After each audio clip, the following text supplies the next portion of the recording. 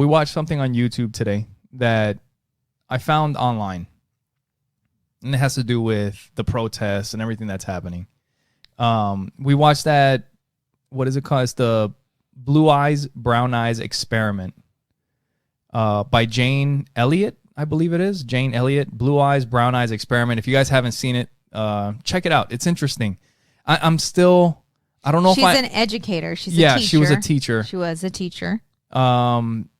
And she was a teacher during the civil rights movement. And from what I understand, like her story, like she was really impacted by the assassination of Martin Luther King. Mm-hmm. And she started doing this experiment or an exercise with some of her students.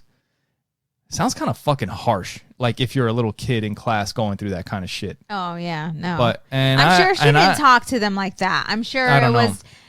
Yeah, I'm pretty sure she would have got kicked out if she was talking to the kids like that. It was a different time too. I don't know, but pretty much the gist of the experiment or the exercise is she takes people that it's pretty much like she shows people what racism feels like. Yeah, and she takes everybody that has blue eyes or light colored eyes and gives them like a little collar and makes them go into, she segregates them from the rest of the crowd.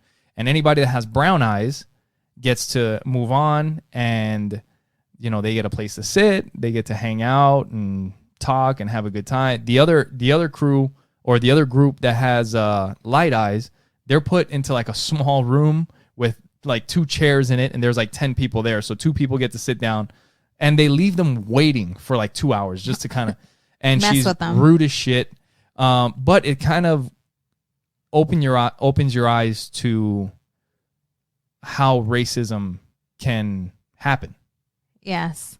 And how people feel. And this is something like Miguel and I were talking, when the whole, the protests started, and I didn't quite understand when I would see posts or, signs, Black Lives Matter, because everyone matters. Yeah. And I didn't understand like why specifically would get offended when others would say, well, all lives matter. Yeah. And after watching that, I get it. Yeah. I get it. I understand. I get it. Yeah. Do you? Did that open your eyes a little bit about why they feel? Oh, well, no. Maybe not so much that. And I'm not sure if I understand 100% the blue eyes, brown eyes experiment. I understand what she was doing, but it's kind of like maybe I'm fucking dumb and I need somebody to break it down for me, because every time it just kind of ends. And there's not as much dialogue after the experiment or the exercise is done. You know what I mean? Yeah. But there were some things that they mentioned in there that kind of stuck out. And one of them was, it was a quote. And I actually looked it up before the podcast. But there was a girl, so she did this on the Oprah Winfrey Show. You guys can look at, I think Oprah's network on YouTube posted it like a couple weeks ago. The Blue Eyes, Brown Eyes Experiment by Jane Elliott. Yep. And there was a girl that stood up and she had light eyes, and she's like, I'm from Switzerland, I think, she said. And she's like, in my country, everybody has light eyes. And Jane Elliott, she asked her, she's like, yeah, you also have the highest, tax, in the world. And she's like, and during World War II, you guys didn't do anything, right? I remember that. And she pretty much, she's like, when the Nazis were exterminating 10 million people, you guys sat back and didn't do anything. Right. Is there anything else that you want to defend about your country? Like, she was coming at her. Right. And I was like, holy shit. And then she said a quote, and I ended up looking it up to find out who it was from. And it was, the only thing necessary for the perpetuation of evil is for good people to do nothing. Mm-hmm. That's by John Stuart Mill. And I was like, fuck. Because that's how a lot of people feel. Like, you know what? This is a sensitive subject, and it's not my fight. Right. It's not my fight. Go for it. You guys go get them. Yeah, because I don't understand. Out. Right. You know what I mean? Yeah. Yeah. But then the thing is that when you have friends, when you know people, when you love people in your life, it's not just their fight. Right. Yes.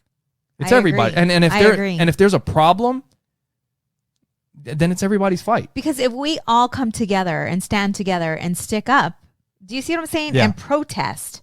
Yeah. You have whites, Mexican, I mean, Everybody. every out there protesting. Black Lives Matter. That's way more stronger than if they're out there by themselves. Yeah. Protesting. Because it's kind of like if they're the ones that are having the most trouble, if Black Lives Matter, then at that point we can work on all lives. Right. But they're the ones that are in the biggest hole right now. Right. Is that I think that's kind of where the difference between Black Lives Matter and all lives matter. And like I mentioned on the last podcast, you've never heard somebody that says Black Lives Matter. When somebody says all lives matter, you never hear them like, no, fuck that. Only Black Lives Matter. They're never saying that. Right. They're never saying that. Right.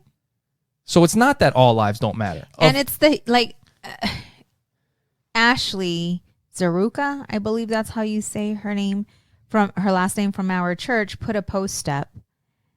And she's like, before you judge,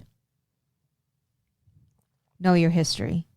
Go back and read and educate yourself.